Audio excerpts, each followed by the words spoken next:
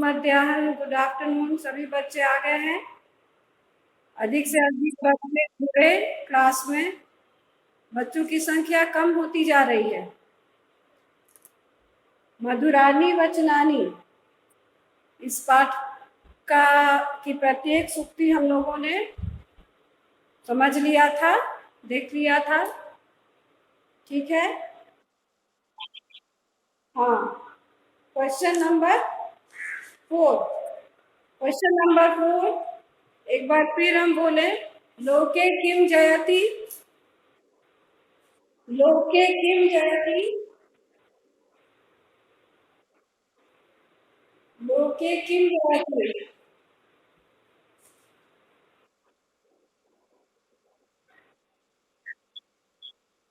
हाँ, लोके किम जयति सत्यम। मैं प्रश्न कर रही हूँ, पढ़ाया है ना मैंने। तो लोके किम जयति, इसका उत्तर दो। सत्यम।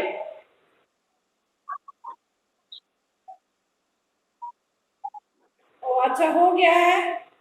ठीक है। प्रश्न 8 भी हो गया था। प्रश्न 8 रिक्त स्थान की पूर्ति, ये हो गया था। प्रश्न 5,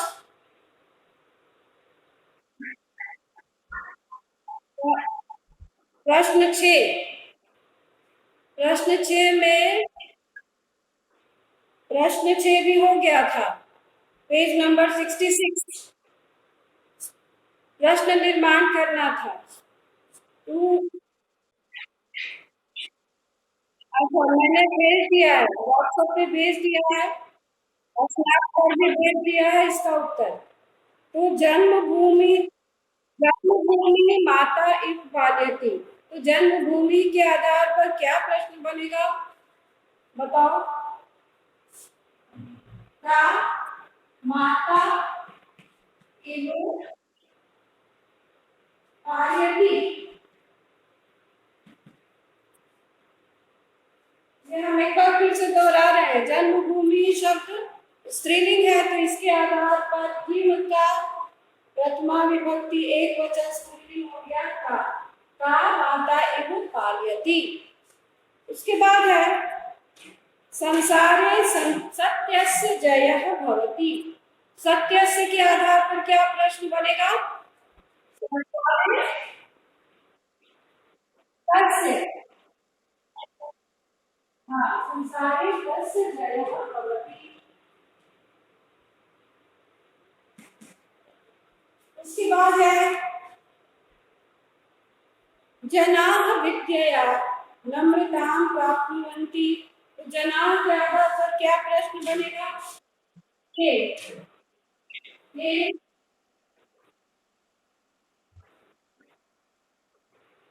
के विद्यया नम्रतां प्राप्नुवन्ति। प्रश्न चिन्ह अवश्य होंगे तुम लोग। के विद्यया नम्रतां प्राप्नुवन्ति। ठीक है। यहाँ प्रश्न चिन्ह। इसके बाद है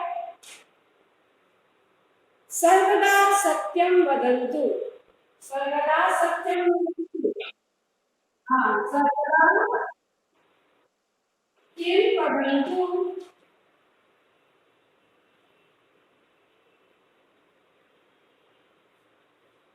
तो तुम लोगों से मैंने कहा था कि राष्ट्रीय जितने भी संस्थान हैं उसमें लोगों में संस्कृत का की उक्ति रहती है। तो किसी ने इस पर वर्क किया था। आईपीएस के लोगों में सत्यमेव जयते। ठीक है। और देखिए, तुम ही बताए थे ना, सीबीएसई के लोगों में क्या है। हाँ, तमसो मां ज्योतिर्गमय। ठीक है। हाँ, और एयरफोर्स के लोगों में क्या है, वायुसेना के लोगों में क्या है? अभी कल बात हुई थी, नभः स्पृशं दीप्तम, नभ को छूता हुआ चमकता है कौन? विमान। और जल सेना नेवी का शम नो वरुण, वरुण देवता हमें हम पर कृपा करे। शम नो वरुण वो लिखा हुआ उसके लोगों पर। इस तरह से जितने भी हमारे राष्ट्रीय संस्थान है, हमारे सरकारी जो भी संस्थान है, विभाग है, उसका जो लोगो होता है, चिन्ह होता है, उसमें एक न एक कोटेशन हमारे वेद से है या गीता से, नभः स्पृशं दीप्तम गीता का। और सत्यमेव जयते कहाँ का बताए थे? मुंडकोपनिषद से लिया गया है। अच्छा, और सुनो, आईएएस के लोगों में जानते हो क्या लिखा हुआ है? आईएएस के लोगों, यूपीएससी आईएएस के लोगों में योगः कर्मसु कौशलम। तुमने क्लास 7 में पढ़ा है योग के बारे में। योगः चित्त वृत्ति निरोध, और दूसरा एक उसकी व्याख्या है पतंजलि का, योगः कर्मसु कौशलम, अर्थात कर्म में कुशल होना भी योग कहलाता है। तुम लोग सब योगी हो, है ना? पढ़ाई कर रहे हो, कर्म कर रहे हो, तो उसमें अगर तुम ध्यान देते हो, अच्छी पढ़ाई करते हो, अव्वल लाते हो, अच्छा अंक लाते हो, तो तुम योगी हो, योग कर रहे हो। तो योग की यह भी परिभाषा है, योगः कर्मसु कौशलम। तो ये आईएएस के लोगों में है। उसी तरह से आईएफएस के लोगों में भी कुछ अभी हमको याद नहीं है। तो इस तरह से चिन्ह जो है हमारे राष्ट्र चिन्ह सब है, उसमें जो है उसमें हमारे वेद से, हमारे संस्कृत भाषा से उक्तियां ली गई हैं और उसमें लोगों में डाल दिया गया है। ठीक है, अच्छा आगे हम लोग पढ़े। जनेषु भ्रातृभावः भवेत्, इसका क्या होगा प्रश्न? जनेषु भ्रातृभावः भवेत्,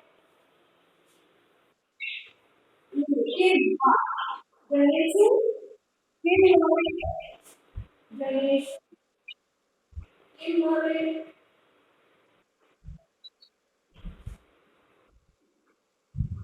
ठीक है, यहाँ पे प्रश्न चिन्ह दोगे तो ये प्रश्न वाक्य हो गया।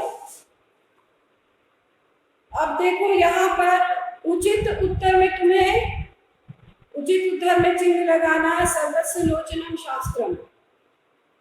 तो इसका क्या होगा? ज्ञानम सर्वेषां नेत्रं भवति, ज्ञानम सर्वेषां नेत्रं भवति। उसके बाद है बुद्धिर्यस्य बलं तस्य, इसके लिए क्या होगा उपयुक्त वाक्य? सर्वोपयुक्त वाक्य कौन सा होगा? थर्ड है, यस्य समीपे बुद्धि भवति भवति। अब देखो यहाँ रिक्त स्थान की पूर्ति करना, ये बहुत आता है एग्जाम में, रिक्त स्थान की पूर्ति। 4 शब्द यहाँ दिए गए हैं, इसमें से चारों को उपयुक्त रिक्त स्थान में तुम्हें डालना है। अस्मिन् डैश सर्वे सुखम प्राप्नुयुः, क्या होगा इसमें? अस्मिन् संसारे, अस्मिन् संसारे सर्वे सुखम प्राप्नुयुः, सभी सुख को प्राप्त करें। इति एव डैश इच्छा अस्ति, इति एव अस्माकं, अस्माकं इच्छा अस्ति। अस्मिन् संसारे कोऽपि डैश न भवेत्, क्या होगा यहाँ पर?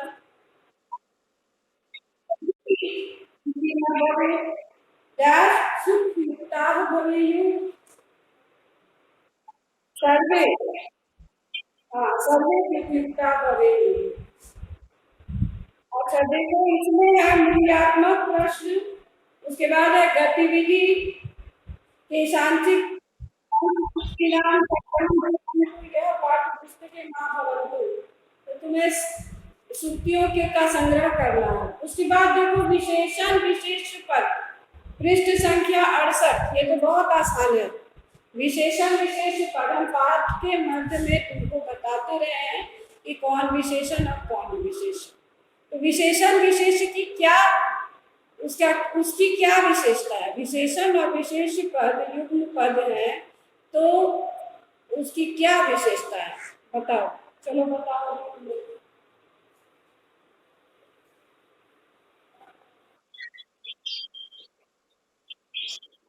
हाँ हाँ, क्या है? विशेषण और विशेष के समान विभक्ति विभिन्न वचन होते हैं। विशेषण क्या है? जो शब्द विशेष की विशेषता बताए उसे विशेषण कहते हैं। ठीक है। और हमेशा ही विशेषण विशेष पद के समान विभक्ति लिंग और वचन होते हैं। पाठ का शीर्षक ही दोनों ही विशेषण विशेष पद है। क्या है? मधुरानी वचनानी, मधुरानी वचनानी। वचनानी शब्द विशेष और इसका ये ठीक है। ये विशेष, इसका लिंग क्या है बताओ? लिंग क्या है? कौन सा नपुंसक लिंग है? नपुंसक लिंग बहुवचन। तो इसका विशेषण भी, इस विशेष का विशेषण मधुरानी, प्रथमा विभक्ति, नपुंसक लिंग बहुवचन, मधुरानी वचनानी। ठीक है। अब हम देखें यहाँ पर पृष्ठ संख्या 68, 68 में देख लो, निकालो सभी बच्चे। नीलः आकाश, श्वेतः कपोतः, चतुरः बालकः, चतुरा बालिका, मधुरं फलं, मधुरानि फलानि, शीतलः वायुः, शीतला छाया, पीतं वस्त्रं, बलवान सिंह। तो नीला आकाश, इसकी विवेचना बताओ। इसके नीला आकाश में कौन विशेषण है और कौन विशेषण? नीला आकाश,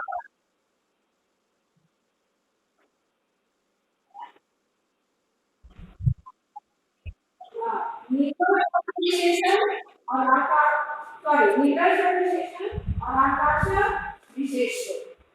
ठीक है।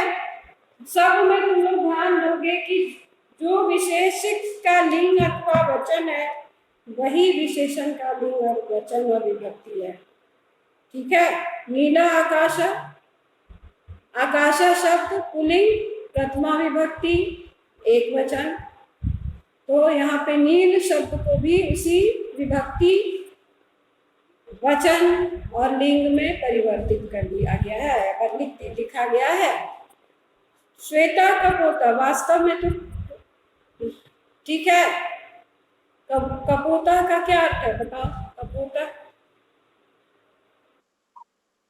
हाँ, शुकः के साथ क्या विशेषण लगेगा? शुकः के साथ, शुकः, इसके साथ क्या, कौन सा वर्ण है? शुकः, हरिता, शुकः होता, इसके साथ क्या विशेषण लगेगा? हरिता, हरिता शुकः। ठीक है, हरिता शुकः। अब यहाँ पर भी देखो, श्वेता कपोता, चतुरा बालिका, चतुरा बालिका, बालिका शब्द स्त्रीलिंग है, इसीलिए चतुर को स्त्रीलिंग बना दिया गया है। चतुर शब्द में स्त्री प्रत्यय लगा करके इसमें इसे स्त्रीलिंग बना दिया गया है। चतुरा, चतुर, चतुरा स्त्रीलिंग हो गया, टाप प्रत्यय है, आ लग गया इसमें, चतुरा। अच्छा, अब हम आगे देखें यहाँ question 1, page number 69, page number 69 देखो, पेज 69,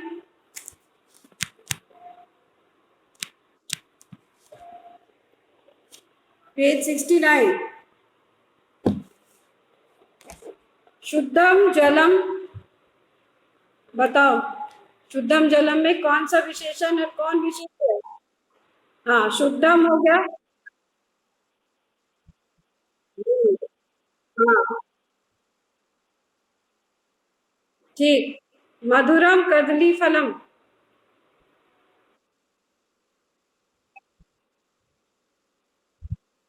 हाँ, ठीक है। नवीनम पुस्तकम।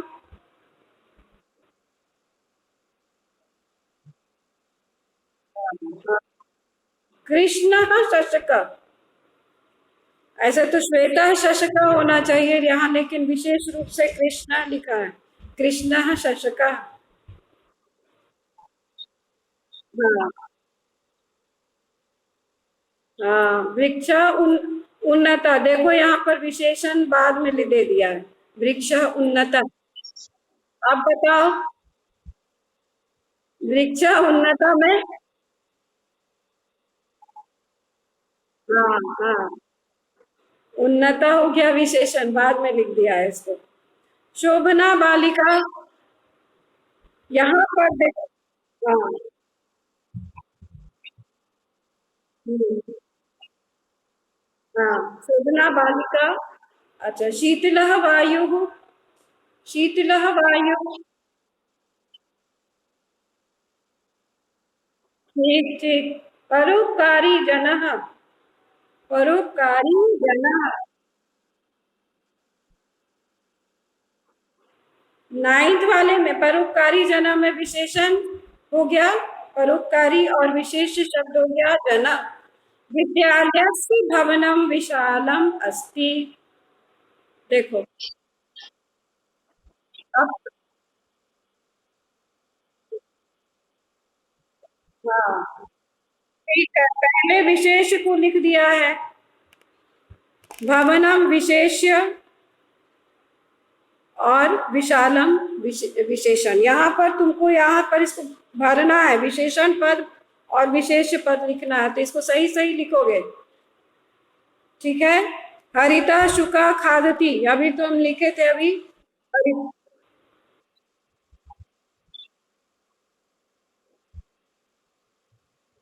ठीक ठीक है ठीक है।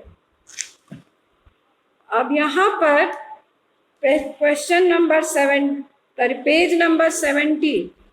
ये देखो, पेज नंबर 70।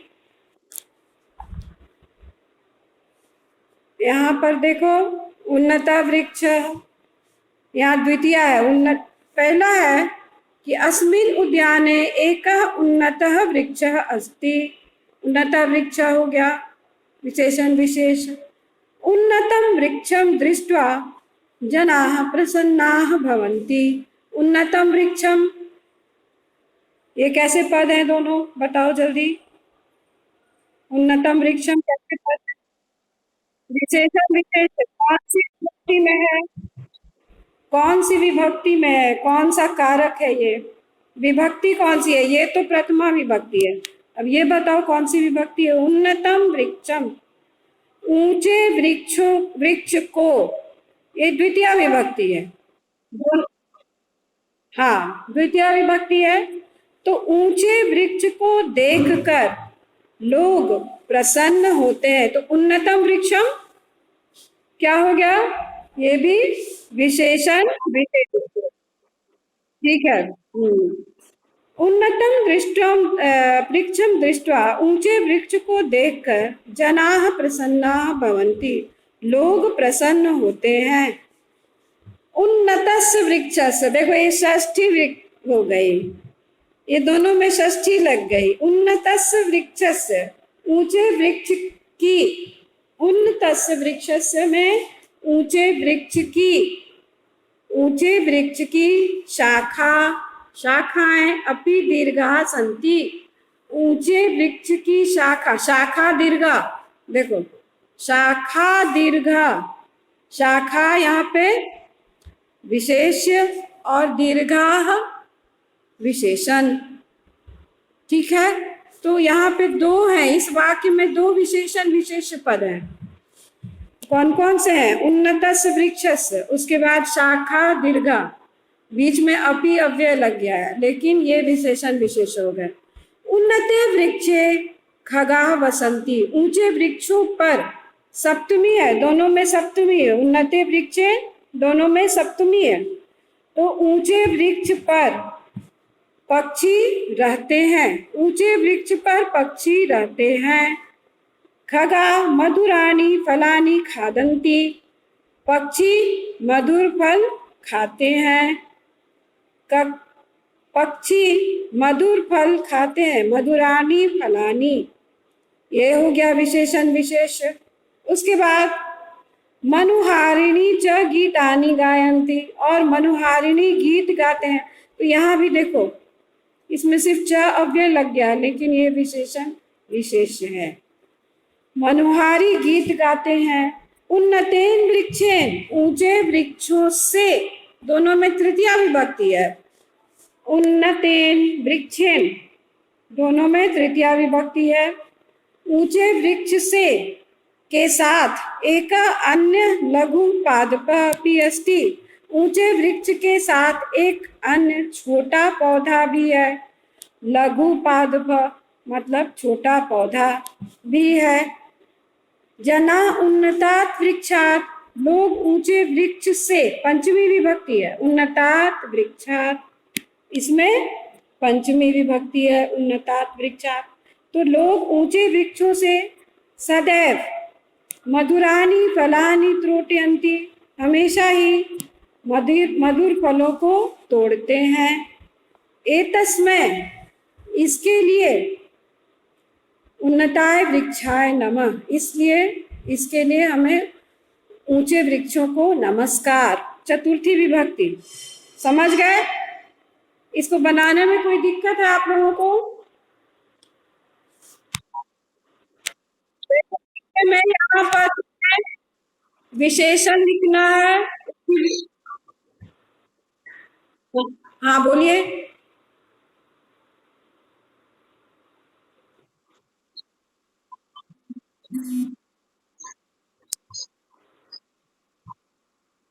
हाँ, इसका अर्थ ठीक है। कहाँ पर है? हाँ, उन्नतस्य, ऊंचे वृक्ष की शाखाएं भी ऊंची हैं। ऊंचे वृक्ष की शाखाएं, दीर्घा मतलब ऊंची लंबी, तो ऊंचे वृक्ष की शाखाएं भी लंबी हैं। उन्नतस्य वृक्षस्य शाखा अपि दीर्घा सन्ति, ऊंचे वृक्ष की शाखाएं भी लंबी हैं। अब ऊंचे वृक्ष पर खगा वसंती, ऊंचे वृक्ष पर चिड़िया रहती हैं, पक्षी रहते हैं। खगा मधुराणि फलानि खादन्ति, मधुर फल खाते हैं। अच्छा, तो ये तुम लोग को बना लेना है। यहाँ पर विभक्ति भी बता दिए हैं, इसको पूरा करोगे। अब देखो वर्ण संयोग और संधि। वर्ण संयोग और संधि, वर्ण संयोग और संधि। वर्ण संयोग और संधि में क्या अंतर है, बताएगा कोई? वर्ण संयोग और संधि में क्या अंतर है? संयोग में सिर्फ वर्णों को मिला दिया जाता है, वहां पे कोई परिवर्तन नहीं होता है। संयोग में कोई विकार नहीं होता, विकार नहीं। परंतु संधि में क्या होता है? संधि में विकार होता है। विकार माने बदलाव, ठीक है? विकार होता है संधि में, और संयोग में विकार नहीं होता है। जैसे यहाँ दिया हुआ है, यहाँ दिया हुआ है, ये संयोग है। देखो, पंडितान जोड़ उपाश्रयति, न और ऊ मिलके नु बन गया। पंडितान उपाश्रयति, सिर्फ यहाँ वर्णों का संयोग किया गया है। न और ऊ मिलकर के नु, न और ऊ मिलके नु। उसी तरह से नलिनी दलम जोड़ इवा, तो यहाँ पर क्या होगा? दलम जोड़ इवा, दलम इवा। यहाँ कोई परिवर्तन नहीं है, सिर्फ यहाँ पर संयोग कर दिया गया है, मिला दिया गया है। इसे जोड़ दिया गया है। तो ये दोनों क्या है, ये संयोग है, सिर्फ संयोग है। यहाँ पर देखो, न और ऊ मिलके नू, कोई विकार नहीं हो गया। उसी तरह से म जोड़ी मिलके मी, कोई विकार नहीं है, यह संयोग है। अब ये देखो, ये यहाँ पर संधि है, करोत्येव, करोति जोड़ एव, ई के बाद कोई स्वर आए तो इस ई का य हो जाता है। ई के बाद कौन सा स्वर है, ए है, तो यहाँ पे यण संधि है, करोत्येव, यह हो गया, ये यहाँ संधि है। अब यहाँ भी संधि है, देखो, अद्य जोड़ एव, अद्यैव, कौन सी संधि है बताओ, वृद्धि संधि है। अद्य जोड़ एव, अद्यैव, उसके बाद यथा जोड़िष्टम, यथा जोड़िष्टम, यथेष्टम, कौन सी संधि है, गुण संधि है। तो यहाँ पर तीनों में संधि है और ये दोनों क्या है, संयोग है। सिर्फ वर्णों का संयोग किया गया है, यहाँ कोई परिवर्तन नहीं है। न और उ मिलके नू, म जोड़ ई मिलके मी, दल नलिनी दलमिव और पंडितान उपाश्रयति। अब यहाँ देखो, ये बताया गया है कि हम लोगों ने क्या देखा, न और नू मिलके नू, ई और ए मिलके ये, करोत्येव, आ और ई मिलके ए, म और ई मिलके मी, अ जोड़ ए मिलके ए। तो अयम वर्ण संयोग्य अथवा संधि अस्ति, इसमें वर्ण संयोग है और संधि है। तो वर्ण संयोग वाले शब्द यहाँ देखो, अहम जोड़ अपि, ये वर्ण संयोग है, यहाँ कोई परिवर्तन नहीं है। म जोड़ अ मिल गया, अहम अपि, ठीक है। मरणमस्तु, ये भी संयोग है, ये भी संयोग है, ये भी संयोग है और ये भी संयोग है। संयोग में परिवर्तन नहीं होता है, दो वर्णों के मिलने पर कोई और चीज नहीं होती है, सिर्फ वर्णों को मिला दिया जाता है। जैसे र जोड़ आ, रा, म जोड़ अ, म, राम, ठीक है। तो यही यहाँ पर है। इसमें आगे हम लोग देखें क्या है, इसमें संधि के उदाहरण है कि यहाँ पर क्या है, यहाँ संयोग के उदाहरण है। देखो, ये तुम लोग को आएगा करने। मित्रम जोड़ अपि, त्वम जोड़ अपि, स्वयं जोड़ एव, अहम जोड़ अपि, वयम जोड़ एकदा, भवान जोड़ अपि, उद्यानम जोड़ एव, एव, ठीक है।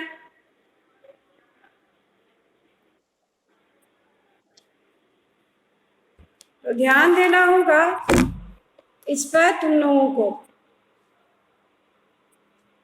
कि कहाँ संयोग है और कहाँ संधि है, ठीक है। समझ में आया तुम लोग को, है ना। संयोग में कोई परिवर्तन नहीं होता है और संधि में नियम के आधारित परिवर्तन हो जाता है, ठीक है।